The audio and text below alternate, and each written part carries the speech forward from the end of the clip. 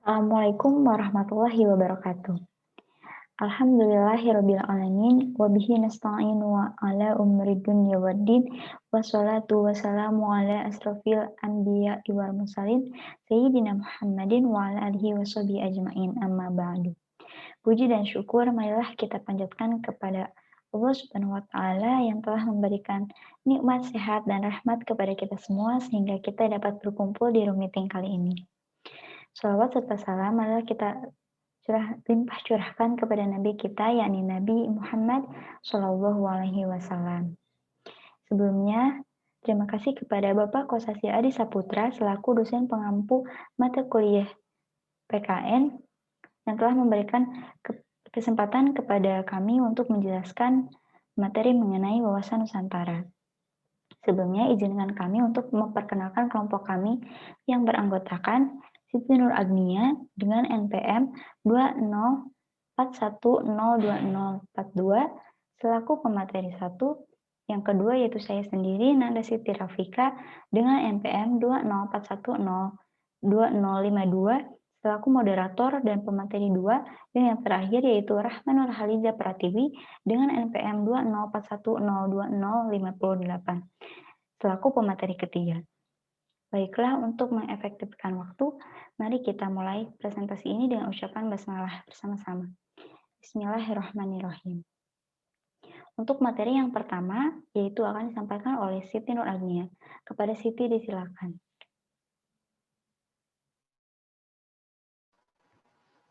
Baik, terima kasih kepada moderator yang sudah mempersilahkan saya untuk memaparkan materi. Menurut ketetapan MPR tahun 1993 dan tahun 1998 tentang Garis Besar Haluan Negara atau GBHN, wawasan Nusantara yang merupakan wawasan nasional yang bersumber dari Pancasila berdasarkan Undang-Undang Dasar 1945 adalah cara pandang dan sikap bangsa Indonesia mengenai diri dan lingkungannya dengan mengutamakan persatuan dan kesatuan bangsa, serta kesatuan wilayah dalam menyelenggarakan kehidupan bermasyarakat, berbangsa, dan bernegara demi mencapai tujuan nasional.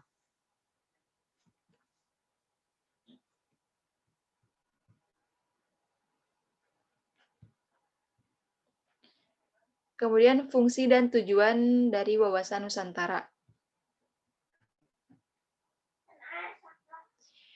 Wawasan Nusantara dapat dikatakan sebagai konsep pengembangan kompetensi dari bangsa Indonesia dalam upaya mewujudkan kesadaran akan cinta tanah air yang dilandasi oleh Pancasila dan Undang-Undang Dasar 1945.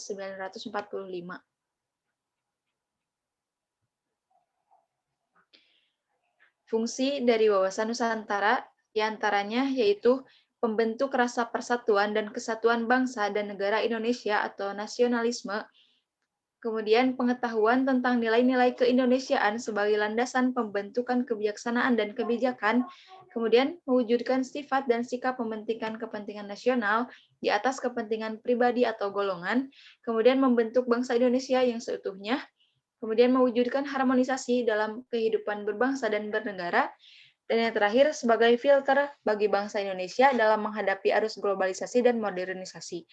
Yang dimaksud filter di sini adalah sebagai pedoman, motivasi, dan rambu-rambu.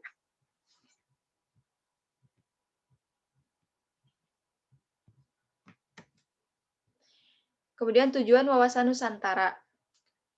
Pertama, yaitu mewujudkan kesadaran akan cinta tanah air. Kedua, mewujudkan kesatuan dan persatuan dalam segala aspek kehidupan bangsa. Kemudian rasionalisasi wawasan Nusantara.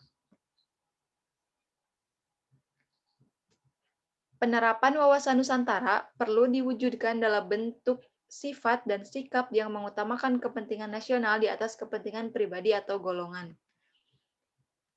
Bentuk implementasi berlandaskan konsep wawasan Nusantara, diantaranya 1. Terciptanya kultur penyelenggaraan negara yang sehat dan dinamis, serta pemerintahan yang kuat, inovatif, dan ramah. Kedua, terciptanya sistem ekonomi yang adil untuk kemakmuran dan kesejahteraan. Ketiga, terciptanya kehidupan sosial yang harmonis, serta kehidupan budaya yang relevan dengan semangat pembangunan nasional. Dan yang terakhir, yaitu terciptanya kesadaran bangsa Indonesia akan bela negara untuk mewujudkan negara Indonesia yang kondusif, aman, dan tentram. Demikian paparan materi dari saya.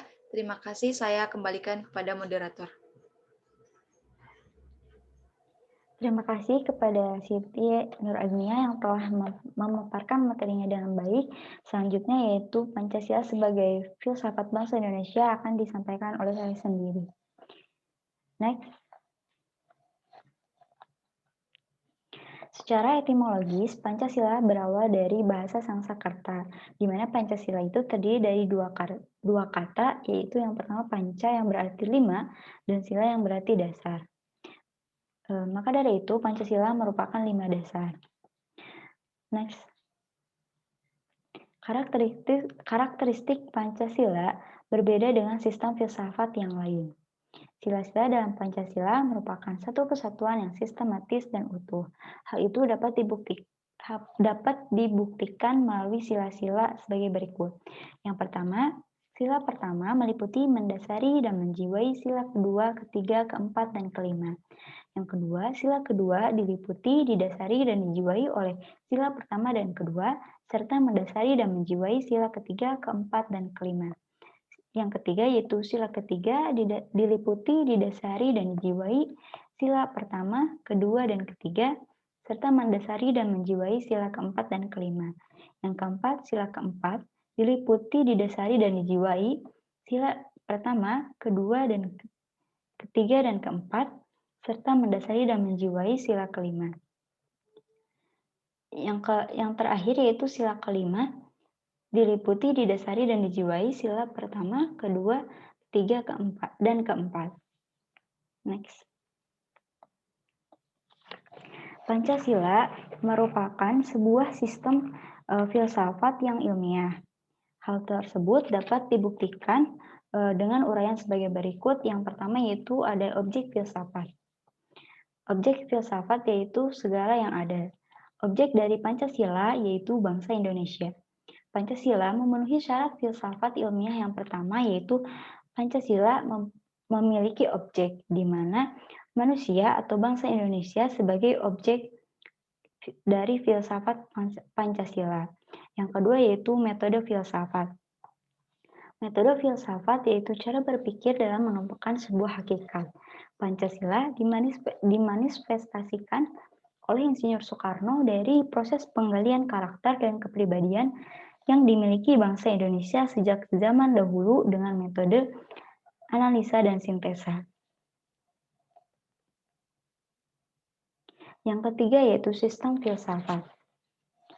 Filsafat merupakan induk dari segala macam ilmu yang ada di dunia karena pada dasarnya filsafat adalah sebuah ilmu berpikir. Pancasila sebagai filsafat negara merupakan suatu kesatuan yang utuh dan tidak dapat sistematis dan tidak dapat dipisahkan. Kemudian yang keempat yaitu sifat universal filsafat. Artinya Pancasila berlaku umum, di mana nilai-nilai Pancasila dapat diterapkan kapanpun dan dimanapun. Perkembangan mengenai nilai-nilai yang dimiliki terus berkembang seiring dengan perkembangan zaman. Sekian materi yang dapat saya sampaikan. Selanjutnya yaitu contoh kasus wawasan Nusantara yang akan disampaikan oleh Rahma. Rahma disilakan. Terima kasih kepada moderator yang telah mempersilahkan saya untuk memaparkan materi selanjutnya. Berikut ini salah satu contoh kasus wawasan Nusantara geopolitik, yaitu kasus sengketa budaya Indonesia dan Malaysia. Dalam lingkup wawasan Nusantara, ada berbagai masalah yang menjadi sorotan publik, salah satunya kasus sengketa budaya Indonesia dan Malaysia. Kasus sengketa ini sudah berlangsung sejak lama, yaitu pada tahun 1960, dan masih diperdebatkan hingga saat ini. Kedutaan Besar Malaysia di Jakarta kerap kali menjadi sasaran pengunjuk rasa yang marah dan para pengunjuk rasa mengatakan Malaysia mencuri budaya Indonesia. Salah seorang pelajar Indonesia di Monash University, Malaysia mengatakan di Malaysia ketika saya membawa teman-teman saya ke museum, ini adalah batik Jogja, batik Solo. Ini bukanlah berasal dari negara Anda, Malaysia. Ia menjelaskan kepada teman-temannya bahwa semua itu berasal dari negaranya sendiri, yaitu Indonesia, bukan milik negara Malaysia. Masalah kepemilikan budaya sudah mendera hubungan kedua negara ini. Pada 2007, iklan Dewan Pariwisata Malaysia yang menampilkan tari Bali memicu ancaman dari Indonesia. Bahkan Indonesia mau membawa ke pengadilan atas pelanggaran hak cipta. Malaysia pun meminta maaf dan masalah hak cipta pun tidak berlanjut. Menurut sejarawan budaya, Editko, ide kepemilikan budaya di kawasan Asia Tenggara adalah sesuatu yang konyol. Ketegangan ini muncul akibat kurangnya pemahaman bersama soal masa lalu kita secara regional dan geografis. Ikatan budaya Malaysia dan Indonesia sudah lama sebelum keduanya terbentuk. Meski praktik dan bentuk budaya hampir mirip, namun ada sedikit perbedaan. Perbedaan inilah yang menjadi celah untuk permasalahan itu muncul. Pada akhir tahun 2012, muncul permasalahan soal tari tortor dan musik Gordon Sabilan. Sementara pada 2008 ada kontroversi klaim Malaysia yang menyatakan batik adalah milik mereka. Dr. Faris Nur, analis politik Universitas Nanyang, Malaysia, memang batik berasal dari Jawa. Tapi menurut sejarahnya, batik kemudian menyebar di seluruh Asia Tenggara. Seluruh Asia Tenggara mengambil batik Indonesia karena kami menghargai batik Indonesia. Ini sumbangan Jawa kepada dunia. Jadi, ini bukan kasus pencurian. Jika ada, itu adalah pengakuan cerdas budaya orang Jawa. Perselisihan menyangkut siapa pemilik budaya telah memperlebar kesenjangan antara kedua negara yang dipandang sebagai pilar ASEAN.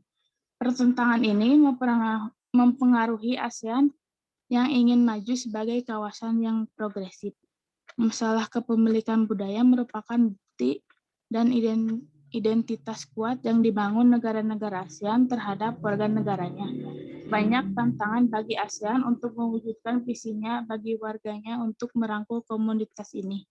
Salah satu tantangan utamanya adalah kesenjangan ekonomi yang dialami oleh masyarakat di negara yang tergabung dalam ASEAN. Agar bisa bergerak maju, ASEAN harus memerankan peran yang lebih besar dalam pembangun kerjasama antar negara yang tergabung dalam ASEAN, agar tidak timbul adanya suatu perpecahan antar negara dalam membangun wilayah Asia Tenggara. Sekian materi yang dapat saya sampaikan. Saya kembalikan kepada moderator. Baik, terima kasih kepada Rahma yang telah memaparkan materinya dengan baik. Untuk itu, sekian materi yang dapat kelompok kami sampaikan. Terima kasih kepada teman-teman yang telah menonton dan mendengarkan. Mohon maaf apabila terdapat banyak kekurangan dan kesalahan kata. Untuk teman-teman yang ingin bertanya, silahkan tulis di kolom komentar. Terima kasih. Mari kita tutup presentasi kali ini dengan bacaan hamdalah bersama-sama. Alhamdulillahirrabbilalamin. Wabillahi taufiq wa hidayah. Wassalamualaikum warahmatullahi wabarakatuh.